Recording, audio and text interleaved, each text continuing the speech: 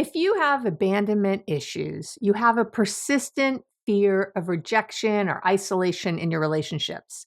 This means you struggle with trust, codependency, healthy boundaries, and insecurity, which of course negatively impact all your interpersonal relationships and leaves you feeling anxious, depressed, and resentful. Today, we'll be talking about the signs you might be missing, the core issues behind your fears, and my top 3 strategies to overcome your fear of rejection and abandonment. So stay tuned. Welcome back to the podcast. I'm so glad you're here. This is yet another topic that comes from you. Quite a few of you have written in to me about rejection sensitivity, which I'll talk about in a minute, abandonment issues, those kinds of things. And it really seemed like time to do an episode on it. So we are closing out season 6 of the podcast. I cannot believe I've been doing this for 6 years. Unbelievable. I'm very excited. And when we close the season out, I will be taking a few weeks off from the podcast, which I do every year. Twice a year, I take about 4 weeks off. I take 2 weeks in the summer and 2 weeks around the holidays. So anything you want, though, for season 7, I already have season 6 kind of done. Let me know, and we'll get to you at the end of the summer. All right. So let's talk first about rejection sensitivity. I think that's a good place to start versus kind of this idea of regular, quote unquote, rejection or abandonment.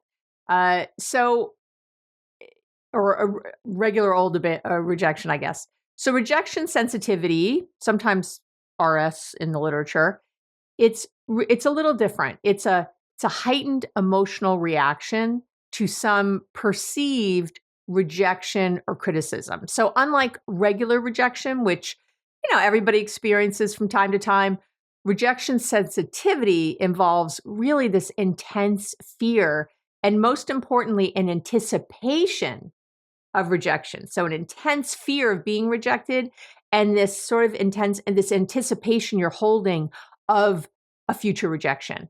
And it's going to significantly impact your behavior. It's going to impact your mood. People with this sort of high rejection sensitivity often, what I find, like when I have clients with this, they are interpreting really neutral or ambiguous social cues or signs as rejection. Everything, it's like they're wearing rejection glasses and everything feels like a rejection or an abandonment. And that, of course, leads to a heightened anxiety, more avoidance behaviors. It gets messy real quick. It goes down real quick. So let's talk about what the signs and these are all from the research, and everyone who's been with me for a while, if you're listening to me, it's because you're smart and you want to know the background. If you're listening this far and you want a 2-minute education about anything, you are in the wrong place, my friend. Go somewhere else. That is not how I do it. Your mental health is too important to have a soundbite on. So this is from the research and my 40 years of experience. These are, for me, what I see as the 7 signs that you may have a fear of abandonment or rejection as a major thing, not just some sort of passing thing that a lot of people have in a moment. And really, it can manifest in a lot of different ways, this fear. In fact, you may have this fear of rejection or abandonment, but not realize that this is a core issue for you. And I do see that a lot with my clients. We'll be talking and they'll bring something up and I'll say that, oh, you really have this fear of rejection or abandonment. And they go, oh, like they've never thought of it before. So I think it's really important to talk about the signs. And I'm gonna have a sip of water. Okay. I'm not advertising, but I love these little hint waters. If you're watching on YouTube or you were listening to me gulp. I'm a hint water fan because that way I drink more water. Okay. No, they're not sponsoring my video. Number one sign that, and I'm going to put these all together in a grouping, but it's sort of a clinginess, a neediness, a people pleasing. I find that people with a fear of abandonment they're at least often seen as, you've probably been described that way if you have that. You might not see yourself as that way, or maybe you do, but they're often seen as sort of clingy or needy. There's a constant reassurance that they need, validation from other people to feel secure in their relationships. This can involve, sometimes we see excessive texting or calling, emailing, DMing on social media, a strong desire maybe to be physically close to the ones they love. They may go out of their way, again, to please other people, often at their own expense, their own needs and wants. They fear saying no, of course, or setting boundaries because they worry it's going to lead to someone rejecting them. So that's the first thing and from the research, and that I see a lot. Number two, and these aren't in any particular order, but number two is this. Often there's an oversensitivity to criticism. If you have rejection sensitivity, you're generally highly sensitive to any form of criticism or negative feedback. So, and I would say, in fact, you might even interpret mild critiques as like personal attacks or signs that you're being rejected. I have to talk many a client off a ledge when they'll explain a situation to me that, my partner said this and da-da, we had to see, and I'm like, wow, really? And, we have to walk it back. And I need to walk them through having sort of a different perception of what this really was. I'll hear things like, my boss hates me, they said this or this. And I'm thinking, wow, that does not equal hate to me. There's a lot of that. Number three is definitely an avoidance of intimacy. So some people become overly dependent when they're like the clingy, needy thing, right? People pleasing. And others will avoid intimacy at all costs. It's because it's really a protective factor. They fear getting close to others because they worry about eventually being rejected or abandoned later. So they don't want to get close to others. And again, when I say intimacy, I'm not talking about sex. This person might want sex all the time. This has nothing to do with sex. It could have to do with sex, but when I talk about intimacy, I'm talking about emotional closeness. They're not looking to be emotionally close. Number four, the fourth sign I see a lot is jealousy and possessiveness. Excessive jealousy and possessiveness are often signs of fear of abandonment or rejection. If you're constantly concerned about your partner's interactions with other people, right, because you're ultimately fearing you'll be replaced or abandoned, then you likely have a fear of abandonment. It probably goes with it. Number five is difficulty trusting other people. Generally, mistrusting others is really a common theme or thread. You believe that people are unreliable or they'll eventually leave, which makes it difficult, right, to form and maintain relationships. That's going to get in the way.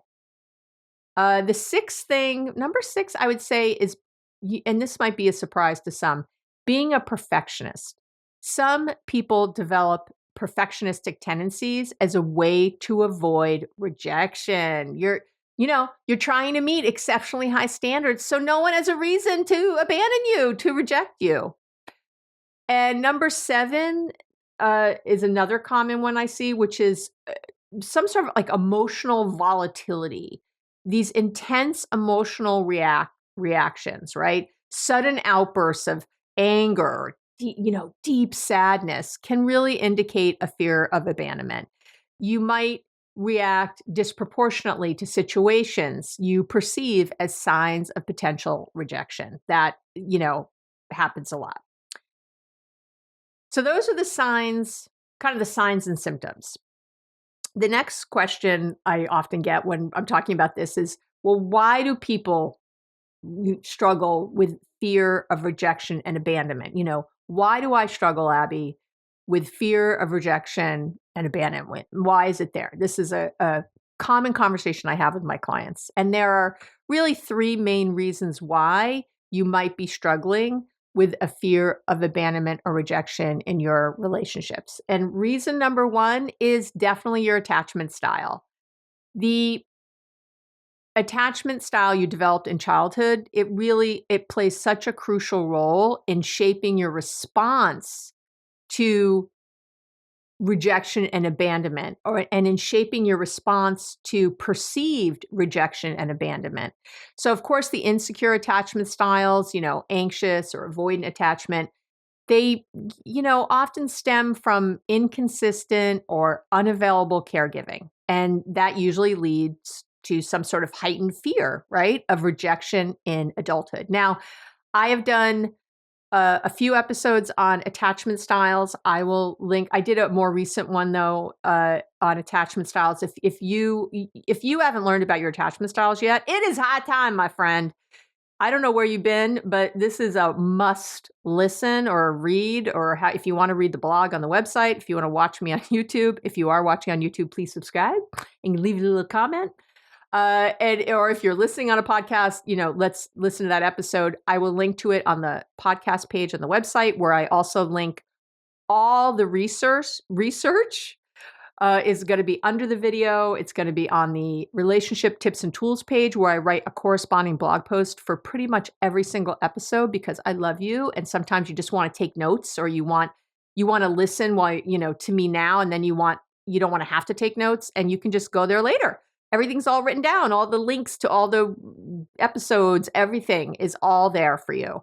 So it's that easy. AbbieMedcalf.com. Come over to the website. I know. I love you. That's why I do. I take the time to write up a whole thing, because I know so many of you have written in and said, thank you, thank you.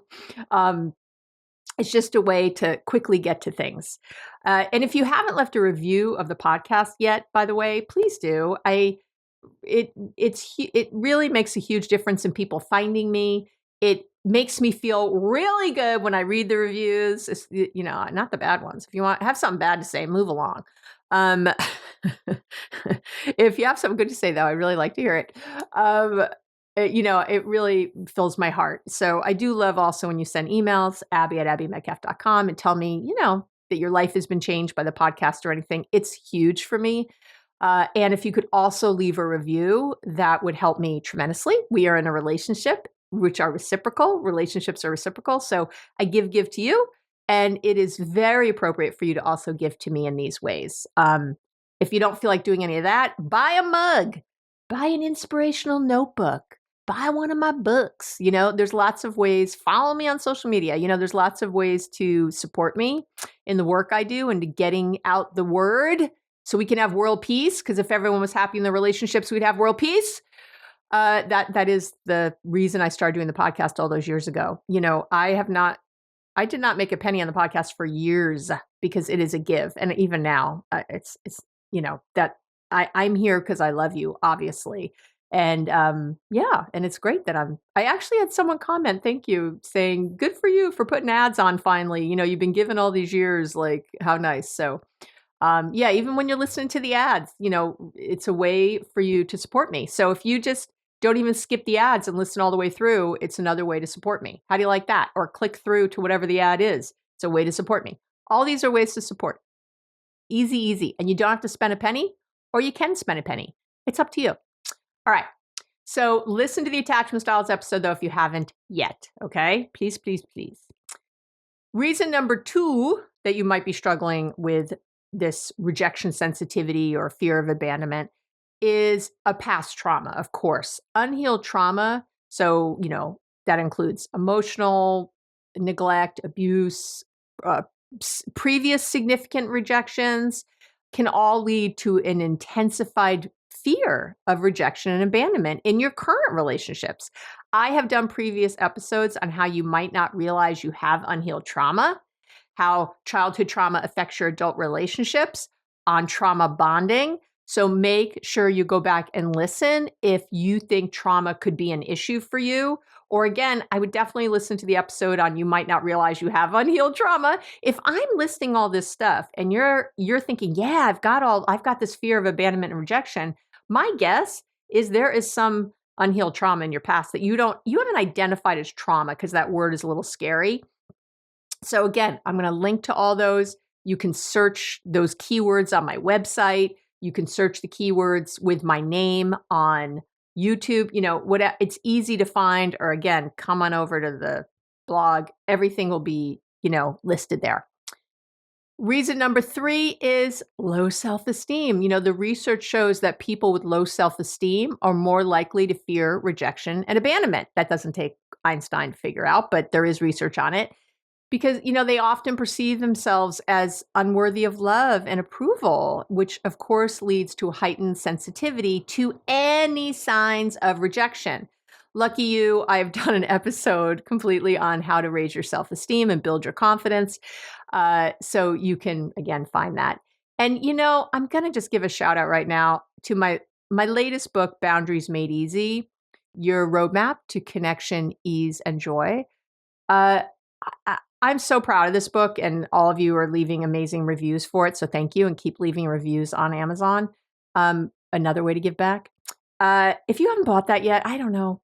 Could you, if you have Audible, you can do it for free. It's my melodious voice. Yes, you love my voice. Just get the book. I have chapters in there for all this. For all this, everything I'm talking about today, there's a chapter in the book because it does relate to your boundaries.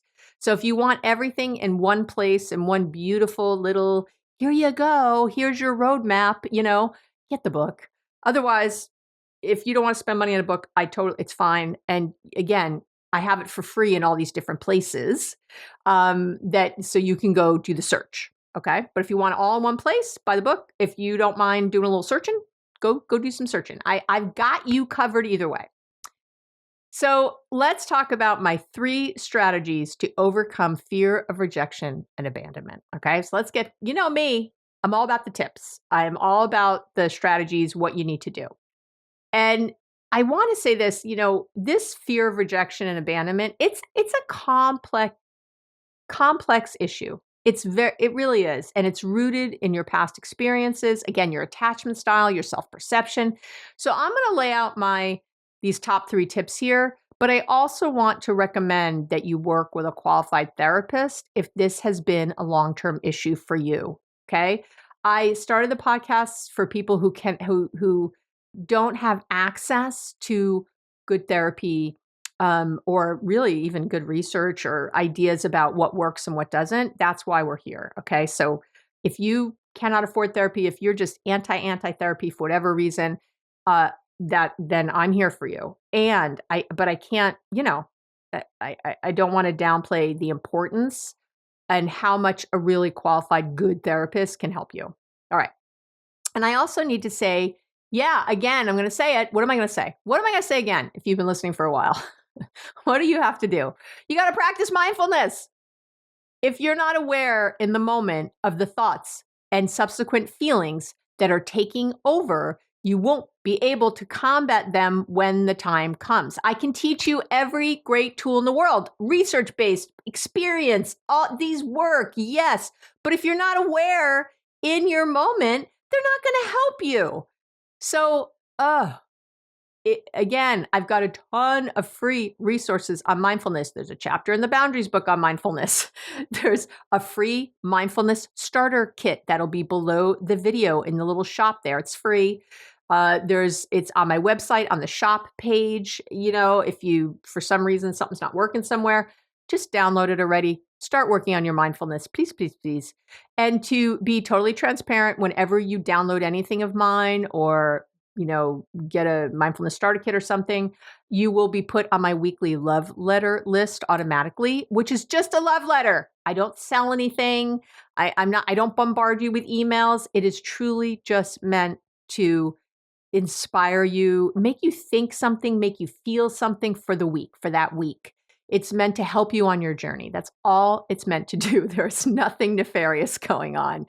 I don't sell the list. There's nothing else. I know people find it hard to believe these days, but it's, I'm at sort of the end of my career, right? I am at not the end. Okay. I've got a few more good years left in me, but I'm up there in age. And so, 60 looming. And this is, where I'm at now. I want to help, I want to change the world. I really want to do these things. I want to leave a legacy of incredible people out there who have changed their lives. And so, I'm not going to cry because I still have to keep talking. I So, I'm doing these things to help you. That's my thing. That's my jam. So, you'll be on the weekly love letter list. If you don't wanna be on there, unsubscribe. There's lots of people on there I'm not gonna notice, I promise. You will not get a black mark on your record. But if you like the podcast, you'll love the love letter. All right. Strategy number 1, practice cognitive reframing. And I have a little gift for you to go with this. So let me talk about it. This is even if you only do this, this will make the change. At its most basic level, cognitive reframing helps you look at a situation, a person, a thought, or a feeling from a different perspective. It's a strategy that helps you open your mindset to a new point of view. It's like a new angle on what's happening so you can think differently about it. And this is crucial because, as I say all the time, and you know I'm repeating things I've said a lot, but you got to hear them. You feel the way you think. Okay, you feel the way you can't just change your feelings. You have to change your thoughts first. So, changing your thinking about something will change your feeling about that something. The thoughts you think and the subsequent emotions that you feel are almost always rooted in old negative patterns that you've had since childhood. You know, these ways of thinking and coping likely served you in some way then when you were a kid or a teenager, but they're not serving you now, or you wouldn't be here with me. So when you get a new perspective on something by doing this cognitive reframing, you can finally change those old patterns. You know, you gain control over your thoughts and then your feelings, and you start feeling better. So remember, a habit of thought, it's just a thought you've had over and over again. That's all it is. If you have a new thought, new stuff happens. You can absolutely create new patterns of thought that become new healthy habits. That's what you're doing. So you've heard me say before, for example, so what is a cognitive reframe? It's this shift. You've heard me say life is happening for you, not to you. That's a quick example of a cognitive reframe. So when something's going on in my life, I think it's happening for me, not to me. Thinking of problems as challenges is another cognitive reframe. You know, they don't have to be deep, okay? So because I love you so much, who loves you? Who loves you? Say it out loud. Abby does. Abby loves me. That's me.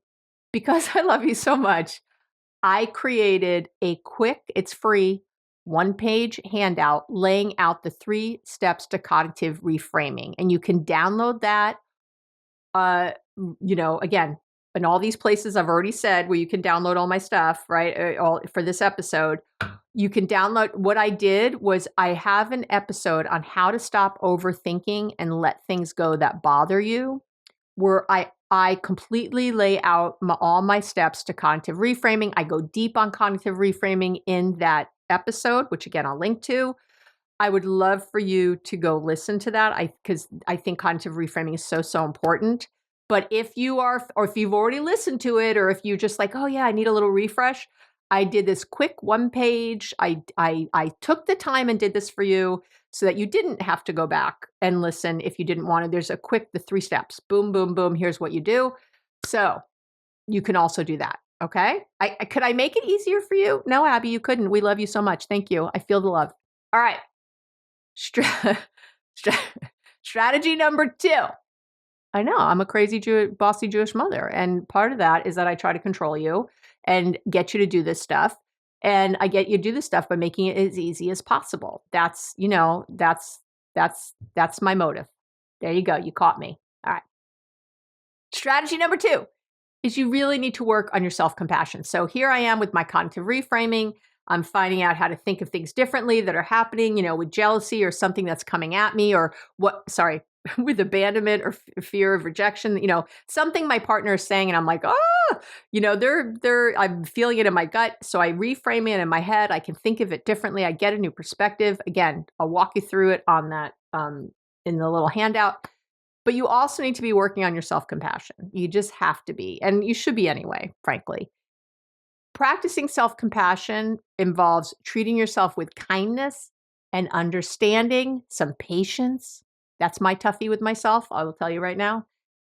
Especially in moments of perceived failure or rejection. The research shows that building self-compassion will help you build resilience and reduce the emotional impact of rejection. You'll be shocked to hear I've done a whole episode on self-compassion. You'll be shocked to hear there's a whole chapter in my Boundaries Made Easy book dedicated to it. So there's plenty of great information you can check out to get better at self-compassion. Of course, the queen of self-compassion and research is Kristen Neff. I'll link to her book on the show notes page. She's the queen of it. She was the first person to operationalize the term so we could study it and see what is. And we also have really good research on listening to a loving kindness meditation, that will up your self-compassion and your compassion for others. And so I created one years ago. It's on YouTube. I recommend listening to my loving kindness meditation at least twice a week for the next month. Do that to really build those self-compassion muscles. I would love for you to do that. So again, I'll have the links everywhere. People love that meditation. I do follow, again, we have research on these kinds of meditations, these loving kindness meditations. So I follow that script from the research. Okay. So Sheryl Salzberg is really famous with this. She's the one who really made this part kind of famous and studied. You can find other people's, be my guest, just do it. Okay. But again, if you love listening to Abby, who doesn't? I could list some people who don't love listening to me, but I won't right now. If you like listening to me, again, I have one that's there. I follow the script and it's a great use of your time. I'm going to tell you the truth. It's about 20 minutes. It's not to get the impact, but it's a guided visualization. When I say meditation, it's really a guided visualization. So for those of you who have trouble meditating, even though it's called a loving kindness meditation, because it is a meditation, visualizations are also types of meditation, but I'm talking the whole time. Yeah, Abby can't even shut up in a loving kindness meditation. No, I'm talking the whole time because you're supposed to. Not all the time, but most of the time in that. So if you have trouble meditating, you probably can still listen to that and get through it, but give it a try. All right. Strategy number 3, get better at your emotional management, skills, regulation. The research shows, and again, I've linked to all this research, that learning and practicing emotional regulation skills will help you manage the intense emotions that are associated with rejection, sensitivity, and abandonment. And in episode 2008 of my podcast, 2008, I'm so funny, 208, 2008. Well, that would be cool when we get there, but we're not there. I don't know if I'll live to 2008, but or I should. In episode 208 of this podcast, I had the secret to managing your emotions, a step-by-step guide. I go deep, nitty-gritty on how to learn to manage your emotions. There are many strategies there's straw breathing, there's meditation, there's journaling, there's progressive muscle relaxation that I outline in that episode. I want you to go check it out because here's why, okay? And here's why I'm not doing it right here. Here's the skills. Because depending on the individual way you react to stressors, certain tools might or might not work. In fact, some tools might even be harmful for you to try. In other words, and harmful, I don't mean like kill you. I mean, you're going to feel like, oh, what's wrong with me? I tried these skills. Everyone says work and they don't work for me. They probably don't work for you because of your style of how you deal with stress. There's something called your window of tolerance. I go deep in all of it. Again, I keep referring you back to other episodes where I go deep on something because, the first 5 years of the podcast, I was just taking a single thing like self-esteem or something and just going deep and giving you everything. Now that we've gotten bigger, and all these more episodes later, I've already done episodes on some of this stuff. So I'm not going to go deep on each of these episodes. And now I'm able to gather things together. So you have a few tools, right? Here's a few ways you can address this problem. And I'm able to get even more specific and individualized for you, which I'm very excited about. So again, some people when they're stressed, they lash out. Some people when they're stressed, they go numb and quiet, right? Other people run away. There's lots of ways you react to stress. So the tools, the particular coping tools that work for one individual, right, won't work for another. So I don't want to list a bunch here because I'm not sure what's going to work for you. And there's also a chapter in my Boundaries Made Easy book dedicated to learning how to manage your emotions. So that might be a sign it's time to get the book if you haven't yet. I know I'm mentioning the book a lot today just because it's interesting. There's a lot. As I was doing this, as I'm talking about this and putting it together, I'm like, oh yeah, I have a chapter in the book on this. I have a chapter in the book on this. Because believe it or not, so much of this is about your boundaries.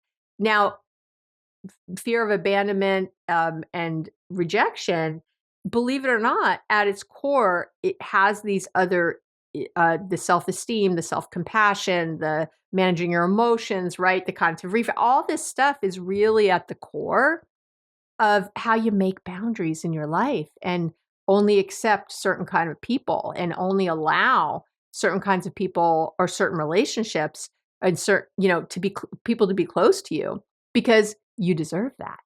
You forget that it's a privilege to know you, to be in your space, to interact with you. There is not one person right now listening who doesn't have at their heart a want to connect, a want to create joy and love in their lives, or you're not going to be here with me right now. I know it. So you deserve that, and it's here for you, I swear. But we have to get through these injuries. We have to get through these things that are off, that we have to align into our power, into our true selves, our higher inner being. That's where you have to be. And that's what this podcast has been dedicated to for almost coming up, just about to finish 6 years now. That's what it's about. How you can change your life, not waiting on other people to change it, not expecting other people to act different so you can feel different. It is your responsibility. And that's why I always give you so many tools and tips and strategies that I know work. This is stuff people pay me good money for, to sit individually with me and for me to get very specific with them and do that sort of coaching kind of therapy that I do, my little style. And I want everyone to have access to this. I want everyone, not everyone can see me, not everyone can afford me, or frankly, I often have a waiting list and it's hard to get in with me. So I want you to have it anyway. And this is one of the ways I do that. Okay. You deserve it. You deserve to have great love in your life. You deserve to feel whole and secure and safe because you're you. And I want desperately for you to have that. My life for this last few years has been dedicated to that. So back with the tears. So so I am here for you. I love you. I believe in you. I know you can do this. Please practice the things I say. If you do it, it's going to work. So practice, use the tools, give yourself time, patience, love, understanding, compassion, and work this bigger program, and you will have results. You will move the needle for sure. Okay. I love you so much. You have an amazing week, and I will talk to you real soon.